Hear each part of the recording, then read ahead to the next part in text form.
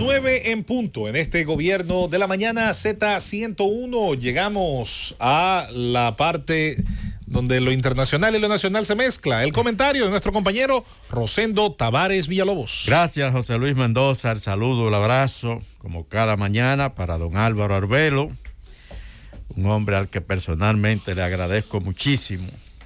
El saludo para don Bienvenido Rodríguez Durán, para don Bienvenido Rodríguez León, para doña Isabel Rodríguez. El saludo para todo el equipo del gobierno de la mañana y la estructura de la Z101. El saludo para todos los dominicanos, los del país de aquí y los del país de allá. Bueno, Ucrania se ha convertido en la piedra, diría yo, central ahora de las tensiones mundiales. Rusia y Estados Unidos están, bueno, pues en un nivel de tensión altísimo en este momento, con el tema de Rusia primero advirtiendo que no va a permitir un despliegue de la OTAN en Ucrania. Ucrania no pertenece a la OTAN, pero Rusia teme que la OTAN se meta ahí. Y Estados Unidos advirtiendo a Rusia de que no se va a quedar con los brazos cruzados si invade a Ucrania. Esto llevó a una sentada cara a cara, aunque por la vía de la teleconferencia, pero dicen los medios norteamericanos que fue un intercambio de alto riesgo y que todo ocurrió como si hubiesen sentado ahí uno frente al otro. Esto fue el martes cuando Vladimir Putin y Joe Biden, el presidente de los Estados Unidos, sostuvieron esta reunión en la que fijaron cada uno sus posiciones frente al tema de Ucrania. Un comunicado de la Casa Blanca dice que el presidente de los Estados Unidos, Joe Biden, bueno, pues le aclaró, le advirtió a su homólogo ruso, Vladimir Putin, con imponer fuertes medidas económicas y de otro tipo si ataca a Ucrania, y le pidió rebajar las tensiones y regresar a la diplomacia. Según el comunicado de la Casa Blanca, durante el encuentro, Biden expresó las profundas preocupaciones de Estados Unidos y sus aliados europeos sobre la escalada militar de Rusia en los alrededores de Ucrania. Washington, a su vez, indicó que el presidente de Estados Unidos adelantó la necesidad de reducir la escalada. El Kremlin emitió también un comunicado sobre la reunión. Dice el Kremlin que, por su parte, el presidente Putin le advirtió a su homólogo estadounidense que la OTAN y no Rusia es la responsable de la actual tensión militar en torno a Ucrania y pidió garantías de que la alianza no se expandirá hacia el este. No hay que poner toda la responsabilidad en los hombros de Rusia, ya que es precisamente la OTAN quien efectúa peligrosos intentos de colonizar territorio ucraniano e incrementa su potencial militar en nuestras fronteras, le dijo Putin a Biden. Hay en este problema, Rosendo, huellas del pasado. En la época de la Unión Soviética se redibujaron fronteras y se reubicaron poblaciones de manera a veces sin pensar en las consecuencias del futuro. Y una de esas consecuencias, Rosendo, es que, como tiende a pasar en muchas repúblicas soviéticas, gran parte de la población es étnicamente rusa, lingüísticamente rusa, culturalmente prorrusa, y la zona de Crimea, que Rusia recuperó, invadió, ocupó, como usted quiera decirlo, en el pasado reciente, siempre fue una zona rusa. De hecho, era la famosa zona vacacional de la élite rusa, de los propios zares. Más adelante, Nikita Khrushchev, ucraniano de nacimiento, redibujando esos mapas en una oficina, sin a veces tener quizás un levantamiento de los efectos en el suelo, pues traspasó a la región de Ucrania, a la República Socialista Soviética Ucraniana, territorios con esa población. Y cuando viene a ocurrir esta situación en el presente, Rusia, en nombre de esa población eslava, en nombre de esa población culturalmente suya, la cual defiende o en teoría dice que estaba bajo el peligro de ser afectada, entonces coloca en la frontera 90,000 soldados, que dicen que para enero pudieran ser 175,000. Y ya con lo que vivimos en el pasado reciente, hace unos 6-7 años, en el Donbass, los bombardeos, el desastre de la ciudad de Kiev, da la impresión de que para inicios de año, si no hay un acuerdo entre las partes, podríamos acudir a un conflicto. Por último, Rosendo, en el mar de Azov, que es una región del Mar Negro, se están construyendo dos bases navales para la Marina ucraniana.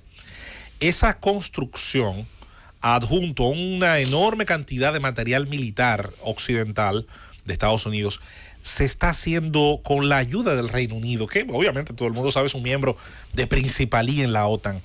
Las potencias pelean ahora en la periferia, y esa periferia es el tablero de ajedrez sobre el cual se colocan las piezas y se proyectan. Nos recuerda un poquito a la crisis de los misiles. La Unión Soviética quería colocar las plataformas de misiles en Cuba, y para poder negociar eso tuvo Estados Unidos que retirar los suyos de Turquía. La periferia es el terreno donde las potencias expanden sus músculos y tratan de demostrar quién es más influyente. Así mismo es. Hoy hay nuevas expresiones sobre este tema. A Biden le preguntaron anoche si Estados Unidos contemplaba la opción militar en caso de que Rusia invada a Ucrania.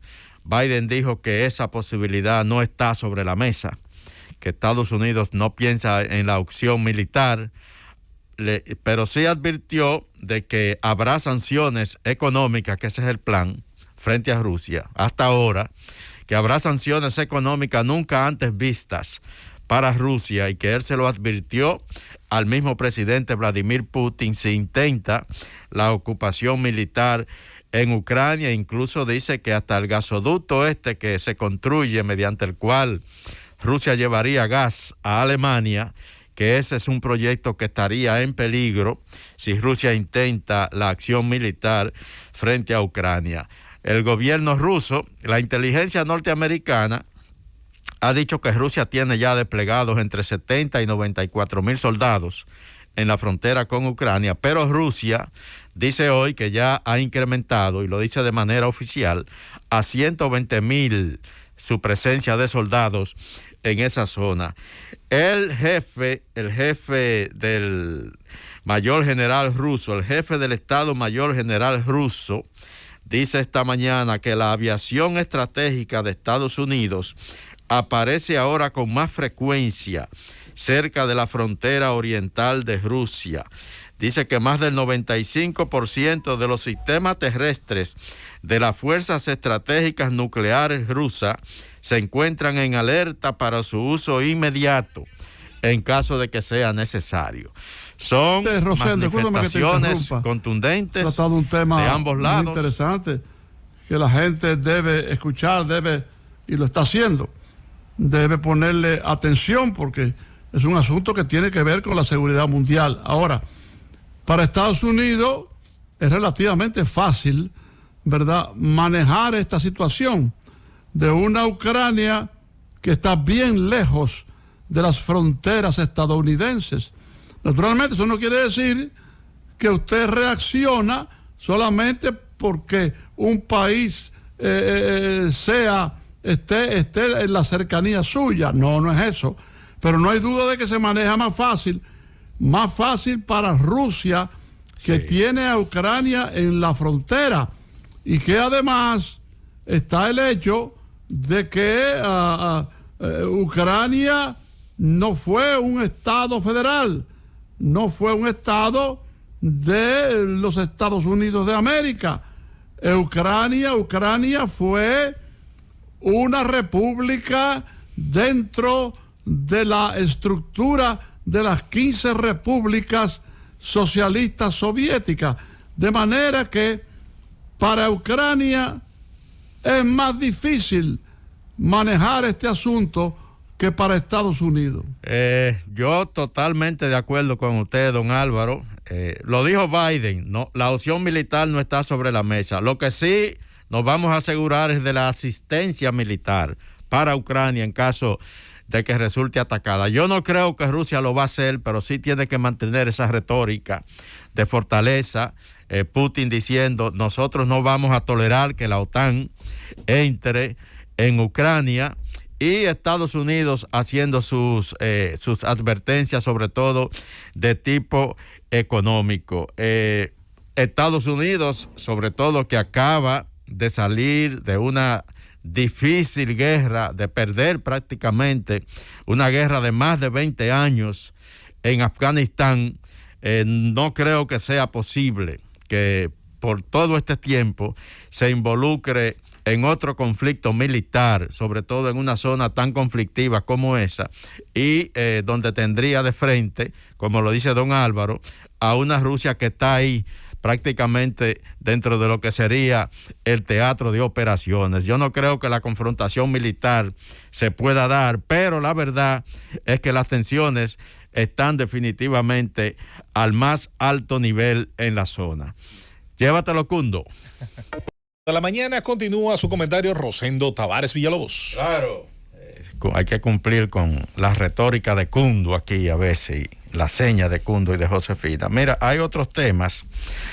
Quiero tratar el tema de la cumbre por la democracia, sí, que ya se iniciaba a las 6 de la mañana de este jueves con Joe Biden, el presidente de los Estados Unidos, y sus más de 100 invitados, invitados de más de 100 países, entre ellos jefes de Estado. Presidente Luis Abinader va a estar participando ahí, ha sido uno de los pocos invitados en América Latina, y la Casa Blanca dio a conocer anoche el programa de las participaciones, y ahí aparece que el presidente Abinader será uno de los disertantes de la jornada de mañana viernes. Pero antes quiero tratar un tema que se refiere a la educación. El Consejo Nacional de Educación se reunió ayer para evaluar la marcha del año escolar 2021-2022, los proyectos que están en carpeta para ser implementados, y entre otras cosas conoció también de un informe del ministro de Educación, Roberto Fulcar, donde dio a conocer que está listo el proyecto para la implementación del inglés como segundo idioma, que se piensa implementar en todas las escuelas del país. Ojalá y esto de verdad se haga realidad. Inglés como segundo idioma, porque en las escuelas dominicanas se ha estado a través del tiempo impartiendo inglés, impartiendo francés, pero nunca se ha hecho como de una manera de verdad, como una política de Estado. Ahí se ha notado claramente la idea muy clara que ha tenido el sector privado y no tanto así el público. Hay colegios directamente en República Dominicana que tienen o igualdad en el uso de los dos idiomas, o incluso la preferencia del inglés saliendo al estudiante en condición de bilingüe o de avanzado. Eso me ha tocado vivirlo, verlo, mientras que muchas veces en las escuelas públicas un estudiante de bachillerato todavía está aprendiendo el verbo to be, los pronombres, sí, y los usos de algunos verbos, y de verdad que... Pero lo hacen para pasar el examen, básicamente. Y te voy a decir algo, Rosendo, y esto yo sé que mucha gente se lo toma mal porque entiende que la defensa de los idiomas universales, del comercio, es como atacar los valores intrínsecos de un país. Lee Kuan Yew, aquel histórico gobernante de Singapur, una de las cosas que cambió del modelo educativo de su nación cuando era muy pobre, la cual dejó muy próspera cuando murió, fue hacer del inglés el idioma en el que se cursaban todas las materias de su sistema educativo. 18 o 20 años después, no había problemas con que ninguna empresa británica, norteamericana o internacional en general se ubicara en esa zona del mundo, porque tenía la facilidad de que ya era un idioma de habla natural. Con esto no se está renunciando a que se hablara español. En Singapur se habla chino todavía, claro, pero es parte del entendimiento de cómo las cosas han cambiado en el mundo. Kuan Yew, como tú señalas, José Luis Mendoza, tomó ese país como uno de los países más atrasados del mundo, ¿verdad? Y cuando terminó, cuando murió, lo dejó como uno de los países precisamente más avanzados del mundo. Un trabajo verdaderamente extraordinario. Se le menciona poco, se habla poco de él, pero es una lástima que la juventud dominicana no conozca lo que fue este gran estadista. Lee Kuan Yew es un ícono, sobre todo para los que me inscribo en la ideología de la idea de la Escuela Libertaria Económica. Además, don Álvaro, lo que usted ha dicho se parece mucho a lo del emperador Octavio Augusto, que decía que encontró a Roma de ladrillo y la dejó de mármol. Para hacer eso, ¿qué decía Lee Kuan Yew que había que estar dispuesto a hacer? Atención, conde, a apresar a sus propios familiares si fuera necesario por actos de corrupción. Así es. Mira, yo estuve en Singapur en el año 2000 en una delegación de periodistas que acompañó al presidente Leonel Fernández a finales ya de su primera gestión gubernamental, un viaje a varios países asiáticos, se viajó a Singapur, Tailandia, se entró por Japón, luego Tailandia, luego Singapur. ¿Cuál era el propósito? Visitar allí los parques cibernéticos que funcionan en esa zona, sobre todo en Singapur. Y tal y como tú lo expresas, de ese viaje nació el Parque Cibernético de Santo Domingo. Esa fue una idea que trajo Leonel Fernández de allá y la implementó aquí. Mira, en Singapur el inglés es prácticamente el idioma. Yo recuerdo que no hubo ningún problema para comunicarse allá. Todo el mundo habla inglés. Pero lo mismo sucede en prácticamente todos esos países asiáticos.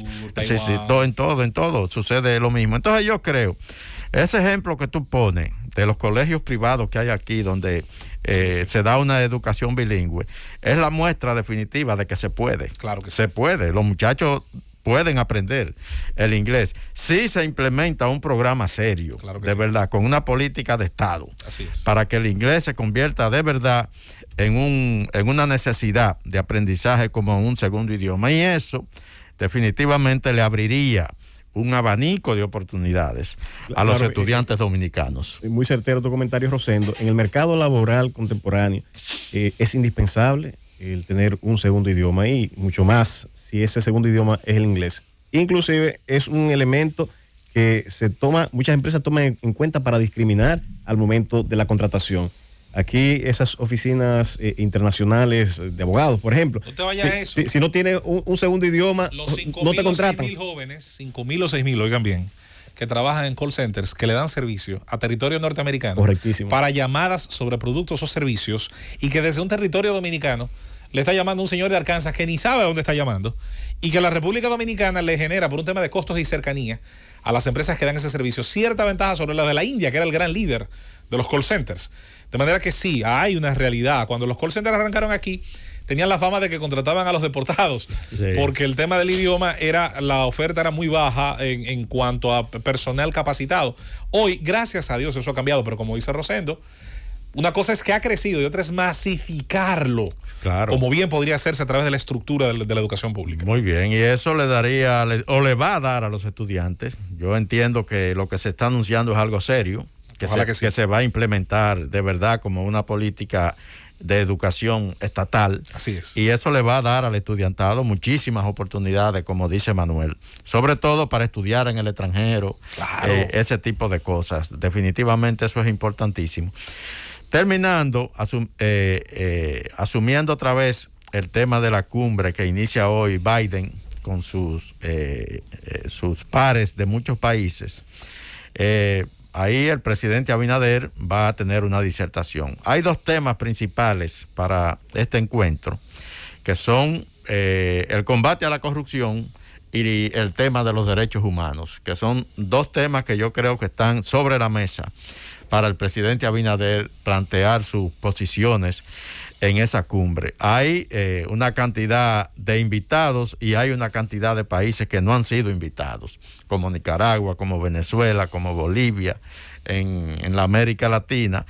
Tampoco fue invitado Guatemala, Honduras, Ecuador. Esa parte ahí yo no la entiendo mucho, ¿por qué no se invitó? El caso de El Salvador. El caso de El Salvador, ya ahí hay un tema con la situación de Nayib Bukele. Hay una situación muy tensa ahora entre ese país y Estados Unidos. Incluso ayer Nayib Bukele recibió al nuevo encargado de negocios de Estados Unidos en El Salvador. Allí el hombre le fue a visitar, a presentarse. Nayib le recibió en su pantalón jean, su jacket, su gorra. El muchacho de la era cibernética. Con su estilo especial. Sí, y él mismo fue a una reunión privada, pero entonces tan pronto terminó la reunión, el presidente salvadoreño hizo publicaciones en Twitter diciendo que le había advertido al encargado de negocio que El Salvador quiere, El Salvador quiere una buena relación, que está dispuesto a hacer los aportes que sean necesarios, pero que tienen que saber que no le va a empeñar su soberanía a nadie, que su soberanía no está en venta. Eso publicó él en las redes sociales. Entonces, creo, Rosendo, excúsame la interrupción, es un error del presidente Biden dejar fuera a varios países, como el caso que tú señalaste de Venezuela, Cuba, Nicaragua, ¿verdad?, etcétera. Y ahora el caso de El Salvador. Yo creo que él debe tener presentes a esos países y escuchar lo que tienen que decir en torno a los temas principales que están en la agenda del presidente de los Estados Unidos. De lo contrario, luce como una discriminación, luce como una actitud prepotente, luce como una acción que solo quiere oír un repique de campanas. También quedaron fuera China y Rusia, don Álvaro. Ambos países han protestado la actitud de Estados Unidos. China sobre todo porque no se invitó a Pekín, pero sí se invitó a Taiwán, y eso provocó la reacción china inmediatamente. Y China publicó ayer un documento donde habla del crecimiento de la democracia en ese país, de alguna manera para contrarrestar estos argumentos de Estados Unidos de que los países invitados son aquellos en los que no se observa autoritarismo y en el que se respeta los derechos humanos. Lo que sí, en el caso latinoamericano, llama la atención que no se invite a los países de Centroamérica, el llamado Triángulo del Norte, porque con esos países precisamente tiene Estados Unidos una situación ahora de cómo controlamos la migración masiva que se observa desde los mismos, y ese pudo haber sido un escenario para tratar ese tema. Sin embargo, quedaron fuera en Centroamérica, Honduras, Guatemala y El Salvador. La República Dominicana es uno de los privilegiados. Los especialistas dicen que esto es una situación como de que los que van a participar son los buenos y los que han quedado fuera son los malos. Nosotros estaríamos entonces dentro de los buenos, pero el presidente va a hablar mañana. Según ha comunicado la Casa Blanca, el presidente Abinader será uno de los disertantes de ese encuentro por la democracia convocado por los Estados Unidos. Llévatelo, Cundo.